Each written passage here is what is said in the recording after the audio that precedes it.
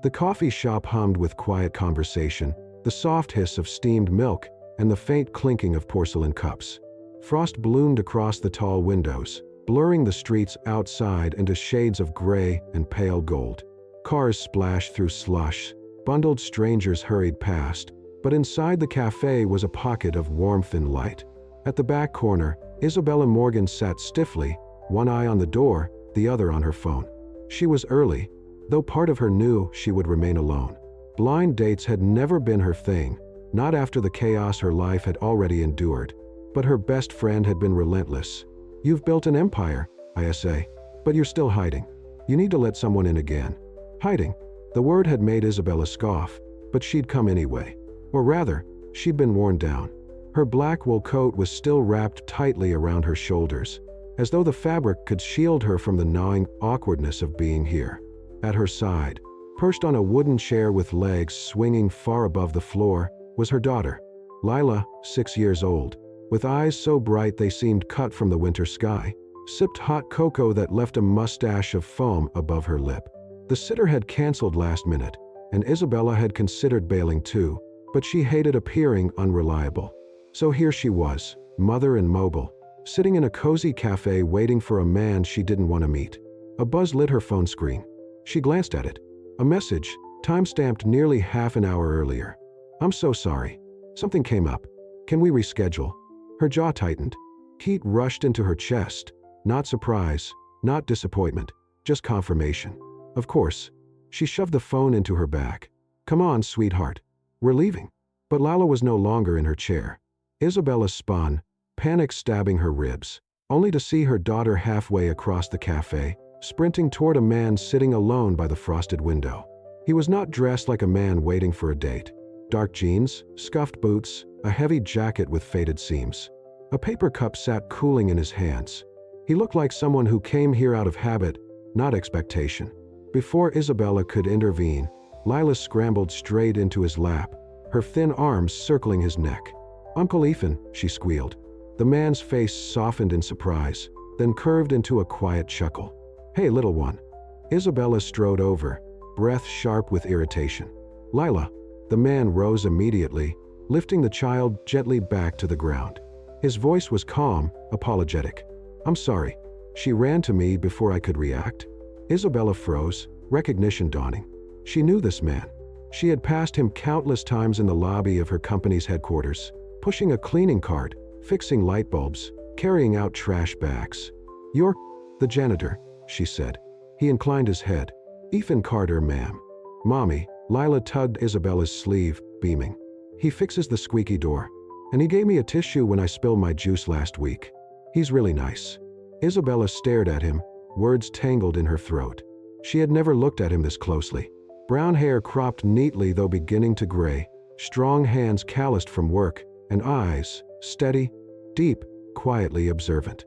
He gestured toward his table. "You're welcome to sit, if you'd like. I was just finishing my coffee." "Please, Mommy," Lila whispered. "I want to sit with Uncle Ethan." Something in her daughter's earnest gaze unraveled Isabella's resistance.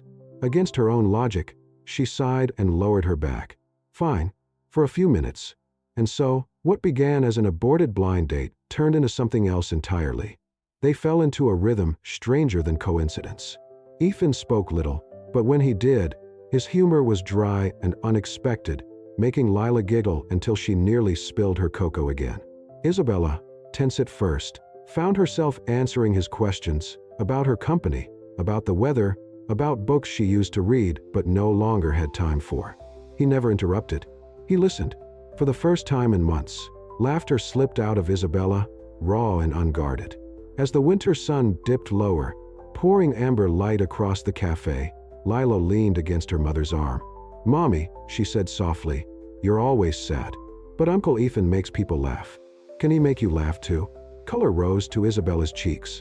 She met Ethan's eyes across the table, and though neither of them answered, something fragile lingered in the silence.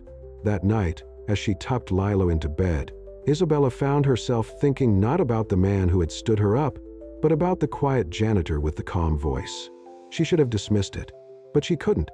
From that day, she noticed him everywhere. Ethan moved through the building like part of its foundation, unseen, unnoticed.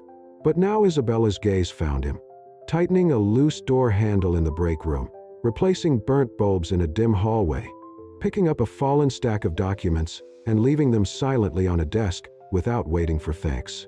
One morning, the receptionist clutched a piece of chocolate like treasure. "I cried here last night after my fiancé broke things off," she whispered. "And this morning, I found this. No note, just this." Isabella didn't need to ask who had left it. Later, when Lila's treasured silver bracelet disappeared, Isabella spiraled into panic. It was her mother's gift, engraved with initials that carried the weight of memory. They searched everywhere. Nothing. 2 days later, Lisa handed her a folded napkin at the front desk. Inside lay the bracelet, clean, dry, carefully wrapped. On the napkin itself was a sketch drawn in ballpoint ink, a tiny heart with a smiling face. Isabella stood frozen, the small bundle cradled in her hand. It wasn't the gold that brought tears to her eyes. It was the care. One rainy evening, as she walked through a dim hallway, Isabella caught sight of Ethan changing a flickering bulb. She held up the bracelet. "Thank you," she whispered. He looked puzzled. "For what?" "For this. And the heart." He smiled faintly, humble. Lila's too special to lose something that matters to her. Her chest tightened. She wanted to ask more. Who he really was, what story his eyes carried. But before she could, her phone rang. Lila had fallen at school. A bump to the head. They said, nothing serious. Still, fear sliced through Isabella's body like old scar tissue tearing open. She rushed there, memories of another hospital years ago clawing at her lungs. When she arrived, what she saw stole her breath. Through the half-open door of the nurse's office, Lila lay curled on a cot, fingers gripping Ethan's rough hand. He sat hunched, holding a damp cloth gently against her forehead, murmuring something low. Lila smiled in her sleep. Isabella froze. It wasn't just kindness in his gaze. It was love, the janitor's secret. Isabella stood at the doorway, heart snagged on the sight before her. Lila, curled on the narrow cot, fingers clutched around Ethan's larger hand like it was the only anchor in a drifting sea. His other hand pressed a damp cloth gently to her forehead. He was murmuring something, low, steady, words she couldn't make out, but their tones soothed her daughter into half-smiling slumber. For a long moment, Isabella couldn't move. She didn't know what struck harder, that Ethan was here at all, or the way he looked at her child. Not distracted kindness, not obligation, but care. Genuine, protective, rooted in something deep. Finally, she stepped inside. Ethan rose immediately, setting the cloth aside. "She's okay," he said softly. "Just slipped in the hall. I thought someone should stay with her until help arrived." Isabella swallowed. Her throat felt too small for words. Lila stirred, searching blindly, and when her fingers brushed Ethan's hand again, she whispered, "Don't go." Isabella met his eyes. Something unspoken passed between them. "Stay," she said quietly, "at least until she wakes." So they sat, side by side, watching over the girl between them like two guardians at a sacred threshold. And for the first time in years, Isabella felt less alone. That evening, after the panic had drained, Isabella couldn't shake the image of Ethan beside her daughter. On impulse, she typed out a message. "Would you like to have dinner with us tomorrow night? Just a thank you." Her finger hovered, then pressed send before fear could reclaim her. His reply came a minute later. "I'd be honored." The next night he arrived at her apartment, hair combed, a box of homemade brownies slightly crooked in his hands. Isabella wore jeans and a cream sweater. For once, she hadn't tried to armor herself with formality. They ate takeout at the kitchen island. Lila perched happily between them, a glowing link. Conversation flowed, silly school stories, Ethan's hatred for pineapple on pizza, Lila's dramatic retelling of her epic hallway fall. Isabella laughed so hard she wiped tears from her eyes. She couldn't remember the last time that had happened. After dinner, Lila curled up on the couch, head in Ethan's lap as he read aloud from a picture book in a whispering baritone. Isabella watched from the doorway, her chest aching not with fear, but longing for something gentle, steady, real. 2 weeks later, on a cool Saturday evening, Isabella and Ethan walked together beyond the city lights. Lila was at a sleepover. The night air carried the scent of damp earth and wood smoke. They sat on a bench overlooking the horizon. "Can I ask you something?" Isabella ventured. "Sure." What did you do before working at the company? A pause. His jaw tightened. I was a firefighter. Almost 10 years, Station 23. Search and rescue. She turned toward him, startled. Why did you leave? He exhaled like the answer itself scraped him raw. 7 years ago, there was an apartment fire downtown. My little brother, Micah, he had just joined. 20 years old. There was a kid trapped inside. Smoke everywhere. I told him to fall back. I'd go. But he didn't listen. His voice cracked, but he kept going. Each word weighted. I went left, he went right. I got the kid out. When I came back, he swallowed. The floor had collapsed. They pulled us both out. Micah didn't make it. I did. Silence spread heavy between them. I never went back, he said at last. I couldn't wear the uniform anymore. I just stopped showing up. Isabella laid a hand gently on his arm. I'm sorry. I'm not telling you for sympathy. I just didn't want you to think I've always been the janitor. I never thought that, she whispered. But now she saw him differently. Not just steady and kind, but scarred. A man who carried grief like a stone in his pocket, heavy but hidden. That night, Isabella couldn't sleep. Memories clawed up from 5 years ago. Metal crunching, smoke choking, gasoline's sharp reek. She remembered being pinned in her car, the world upside down, Lila crying in the back seat. She remembered strong hands tearing the passenger door open, pulling her out, then going back for her baby despite her desperate screams not to. She remembered a man emerging from smoke with her child in his arms. His face shadowed, his hands steady. Then he vanished before she could say a word. Now, as she recalled, her gaze dropped to Ethan's left hand resting on his knee. A pale scar stretched across the knuckle, small, but unmistakable. Her breath hitched. The next day, she pulled out a sketch pad. Slowly, carefully, she drew, flames curling, a car overturned, a man carrying a child. On his hand, a scar. When Ethan came by the following evening, she slid the drawing across the table. I thought you might want to see this, she said. His eyes fell on the page. His body went still. Fingers hovered above the lines as recognition broke across his face. I never thought I'd see you two again, he whispered. Her throat tightened. It was you. He nodded. No denial. Just quiet truth. Tears blurred her eyes. You saved us. He looked away, voice rough. I wasn't a firefighter anymore. I'd quit. I swore I'd never run in a fire again. But that night, I heard the crash. I told myself it wasn't my job anymore. That I'd already failed once. That I couldn't save anyone. But I remembered Micah. He ran back because a child was trapped. He never came out. I couldn't let it happen again. She covered her mouth, sobbing softly. I pulled you out first, he continued. Then I heard your daughter crying. Went back in. By the time I got out, the car went up. Isabella's tears fell freely. I searched for you. No report, no name.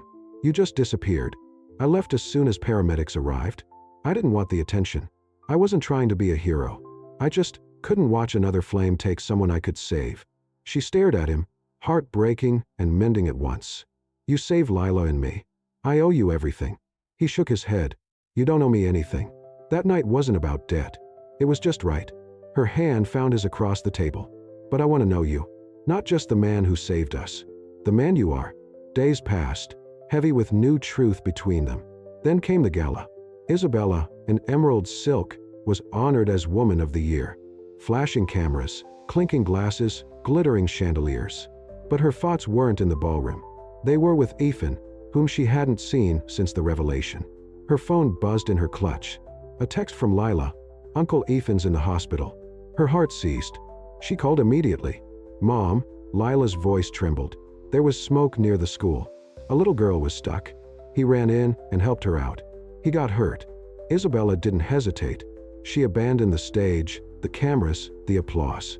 Rushed into the storming night, heels hammering against hospital floors until she found room 204. Ethan lay pale against white sheets, arm bandaged, for dripping beside him. She sank into the chair at his side, grasping his hand. Why do you keep running into fires? His lips curved faintly. Bad habit. Tears stung her eyes. You could have died. You promised you'd stay safe. I didn't think, he murmured. I saw the girl. She was crying. I couldn't. I know, she whispered, cutting him gently. It's who you are. Silence settled, filled with monitors' beeps and rain against glass. Then Isabella leaned close, her forehead touching his. You can keep hiding from the world if you need to, she whispered. But don't hide from me. His uninjured hand rose slowly, cupping her cheek with trembling gentleness. I'm not afraid of fire, he said, but I've been afraid of this, of needing someone again. So have I.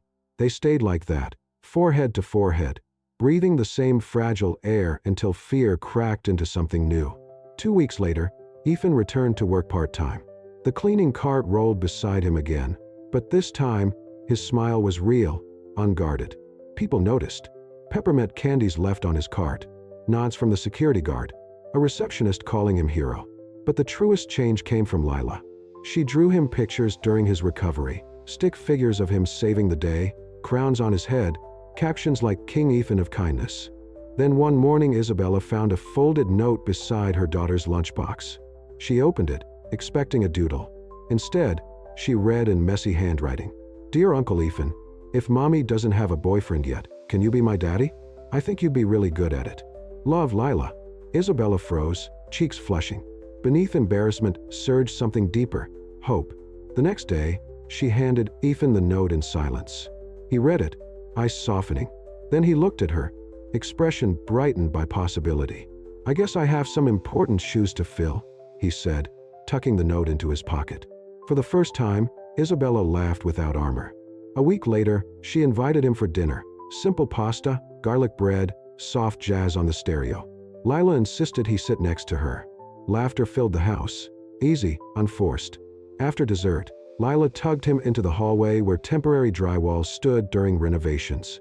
With markers and finger paint, she had drawn 3 stick figures, a tall man with a mop and a heart, a woman with long hair holding flowers, and a little girl between them holding both hands.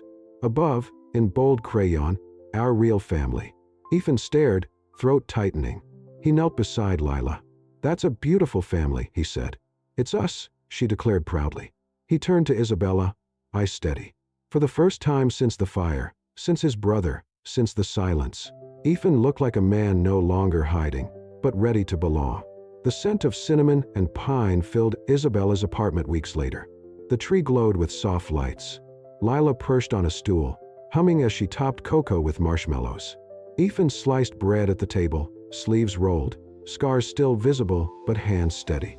Dinner was roasted chicken, vegetables, warm rolls, chocolate cake. No grandeur, just the warmth of 3 people who belonged together.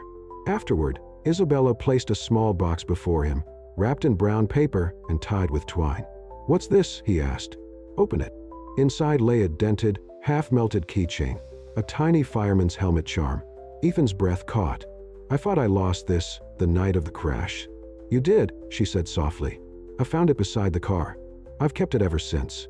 Not because I knew it was you, but because I knew what it meant. That someone risked everything to save us." Tears glazed his eyes. Isabella covered his hand with hers. "You're not just the janitor. You're the man who swept fear from my life, who gave me a second chance." He stood, pulling her into an embrace. She held on, eyes closed, not because she was hiding, but because she was home. Lila joined, wrapping her arms around both. 3 hearts beating in unison. Later that night, the 3 stood before the glowing tree. Snow fell outside, silent and soft. "No more walls," Isabella whispered, looking up at him. "No more hiding. Just truth and love." Lila slipped her small hands into theirs. "This is the best Christmas ever." Ethan shook his head, eyes wet. "No, you both saved me." And as the camera of life pulled back from the window, their silhouettes entwined against golden light, a voice seemed to whisper what Isabella now knew in her bones. "You never really know who walks the quiet hallways of your life. Maybe it's the one who once pulled you from the flames. Maybe it's the one who will love you forever."